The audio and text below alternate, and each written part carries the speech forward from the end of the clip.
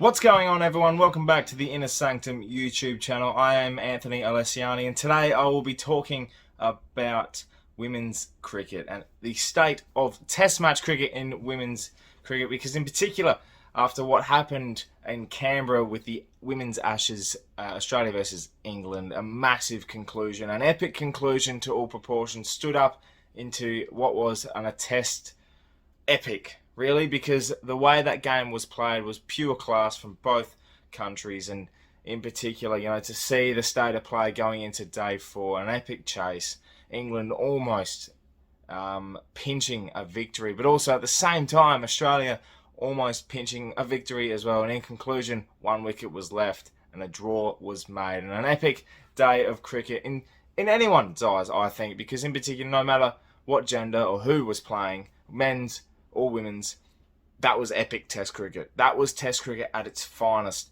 and it reminded me of Sydney not long ago in the Ashes, in the men's Ashes, where Steve Smith was bowling the last ball of the day and he needed one more wicket and couldn't get the job done. Same with Australia. Alana King was the hopeful in every Australian's eyes, and couldn't quite get the job done. But I had it ready to go, a tweet ready. The new king of spin is here. Alana King would have been, held to glory in everyone's eyes, and everyone was loving the clash that was happening in Canberra. But it brought up so many emotions for cricket lovers that we've been robbed of Test cricket, especially in the women's game, for so long.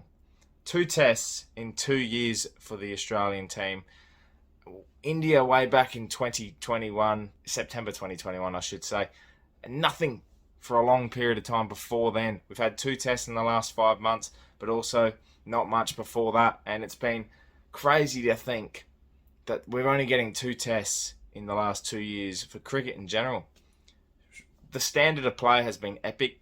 We've seen so much come to fruition from the greats, Elise Perry and then Alyssa Healy, these 2 great warriors, and then also you're thinking about the way the game was played. Heather Knight, 168. England were getting rolled. Just like the men's team, they were getting rolled. But they found some fight.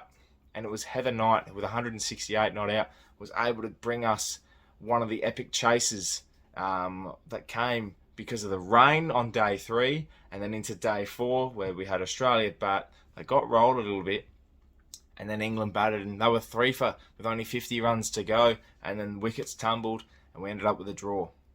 It's the emotion of the game of cricket that brings everyone together. These great warriors on day 4, they brought record numbers for streaming and for watching cricket. There was nearly 400,000 streamed on Channel 7. There was over 400,000 on KO and Foxtel, and everyone was tuning in, and this would have been a great advertisement for women's cricket in general, for Test match cricket, for the future of cricket, because you're getting so many youngsters watching the game. Boys, girls, whoever's watching, they're going, I want to play cricket. I want to be on day 4 in Canberra, playing the Ashes, fighting for a victory, gritting our way to what could have been an epic victory in the end. And unfortunately, for these cricket lovers, including myself, we're not going to get a women's test in the foreseeable future. There's no exact date booked for the next Test match in the ICC calendar for the Australian team, which is unfortunate, because we should be getting so much more Test cricket. And it does rob us a little bit, because I feel like in such a way we're getting, yes, a lot of T20s, a lot of one days, and the Ashes isn't quite over yet, but I just feel that it doesn't quite live up to the expectations of battling for 4 days with variable conditions. You're wearing the whites, wearing the baggy green, the blue. You're playing for your country, and you're actually playing Test cricket, and it's the beauty of Test cricket that brings everyone together and makes everyone enjoy cricket a little bit more. And I'm sure the interest is there. Don't get me wrong, the interest is there. We saw that with the conclusion. I just mentioned the streaming numbers for both free to air and for KO as well, pay TV. But also, you got to remember, when we were playing the World Cup, in early 2020, the T20 Women's World Cup, 90,000 people at the MCG. There is interest. People will go to the games. People will watch it on TV. They know what's happening. They know it's there. whether or not it's in the background or they're sitting there glued to the TV all day, they will watch women's cricket and they will watch women's test match cricket. And that's why we need more of it, because it's just a great advertisement.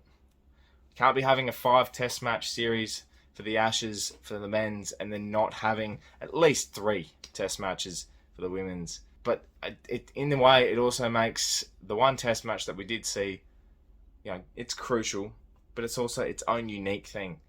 And it makes it a little bit more special that we gridded out the one test match that we got to see for the women's game. So love to hear your thoughts on this. I know there's been a lot of feedback on all socials, including the Inner Sanctum family as well. Everyone wants to see more test match cricket in the women's game. So let me know your thoughts in the comments below, because it'd be great to see what you guys think. And make sure you check out all of the other fantastic pieces that have been written across the women's cricket, in particular the washes, as we've been calling it, across the last couple of weeks as well. Plenty more to come too.